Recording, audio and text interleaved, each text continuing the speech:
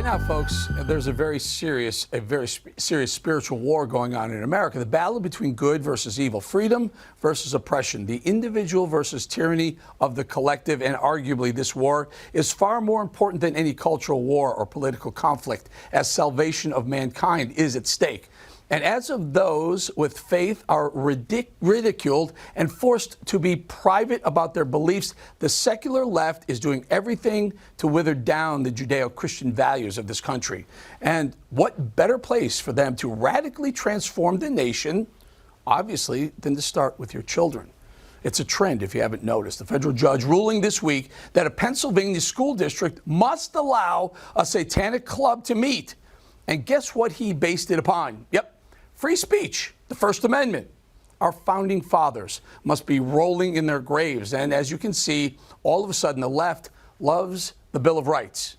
But just take a look at their flyer, luring children with puzzles, games, snacks at their meetings. They even have a friendly-looking cartoon of their devil. All of it very creepy. Folks, this is Satan worshipers. And they're doing everything they can to not only make Lucifer your child's friend and mentor, but they're actually recruiting to build their dark army from within our school system. The stakes couldn't be higher. And what's worse, they're using our own Constitution to justify it. Ironically, if the left ever seizes total control, certainly they will throw out the very Constitution they used to protect themselves in the first place. It's nothing more than a document of convenience to them. This is where we are in America. Our children are being sexually groomed by radical teachers, and if it's not that, they're being indoctrinated by actual devil worshipers. You better keep a close eye on your kids, folks, because schools are becoming a very, very dangerous place.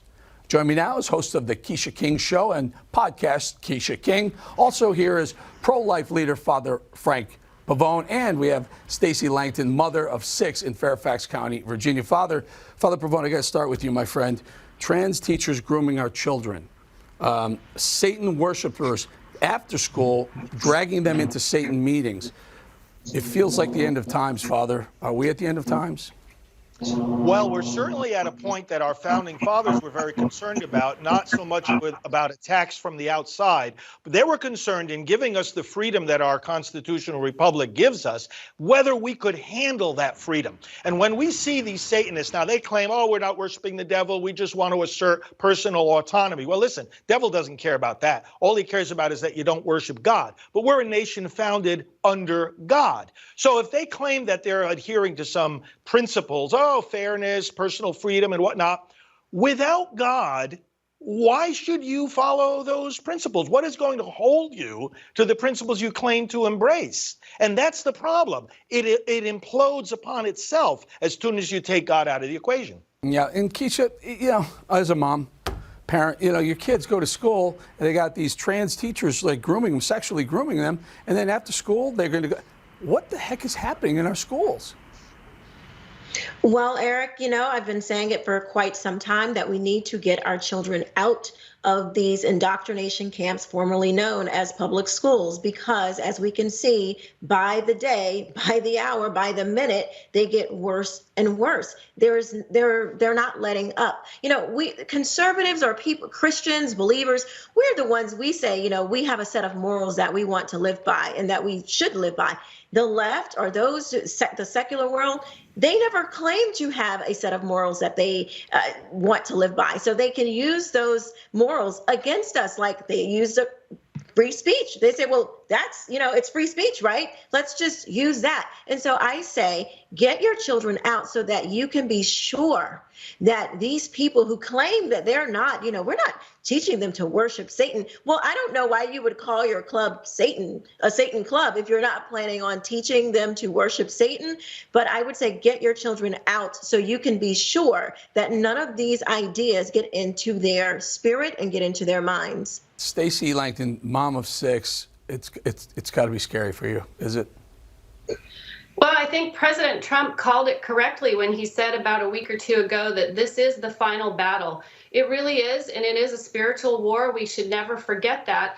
And there is no such thing, as Father Pavone very well knows, to a positive right to evil. There is no rights to anything that are intrinsically evil. And that's what this kind of material is in the school libraries. When you're having graphic illustrations and graphic verbal descriptions of, pornographic sex, that is a evil in and of itself. And there is no right to that. So we have to do everything we can to protect our children from this radical gender ideology and the transing of our kids and all of this that is part and parcel of the pornography that was placed into the schools. And we're just going to have to keep praying for this nation, and we have to continue this fight. Father Pavone, take it from there. I mean, you point out the left wants to take under God out of our Pledge of Allegiance, and they want to insert Satan into our schools.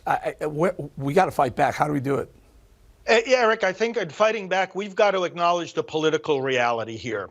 You know, it used to be in America that we had Republican Party, Democrat Party, and we were all embracing the same fundamental principles, going in the same direction, some different ideas about how to get there. That's not the situation now. We are divided on the most fundamental principles: freedom itself, faith. Our second president said our Constitution was made only for a moral and religious people.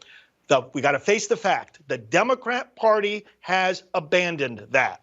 And the only way we're going to win this now is to stop pretending that we can get a bipartisan progress here.